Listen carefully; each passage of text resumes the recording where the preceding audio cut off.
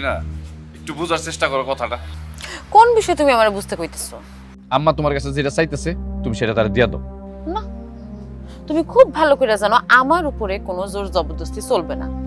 আর আমার জিনিস আমি তোমার মায়ের কেন দিতে যাব? বড়দের কিন্তু সম্মান দিতে হয়, বুঝছো? আমি সম্মান দিতে জানি, আমি তোমার মায়ের যথেষ্ট সম্মান করি। এখন সে যদি সম্মান রাখতে না পারে সেখানে আমার কিচ্ছু করার নাই। তোমার আমি আরেকবার কইতেছি, আম্মা তোমার কাছে যেটা চাইছে তুমি তার সেটা দিয়ে দাও। তুমি যদি দাও তাহলে তোমার আমি এর থেকে মনে করো ডবল দামের একটা জিনিস কিনা দিব। যাও আম্মারে দিয়ে আসো। না, আমি তোমারে শেষবারের মতো বলতেছি, আমার জিনিস আমি তোমার মায়ের দিব না। আর দিয়ে আসার তো প্রশ্নই আসে না। আমি বুঝতে পারছি তোমার মাথা এখন গরম, তো বুঝছো, এর জন্য তুমি এরকম কথা বলতেছো। আর আমি এটাও জানি যে তোমার মাথা যখন ঠান্ডা হয়ে যাবো তুমি নিজে গিয়ে আম্মারে সেই জিনিসটা দিয়ে আসবা। সেই বিশ্বাস আমার তোমার প্রতি আছে।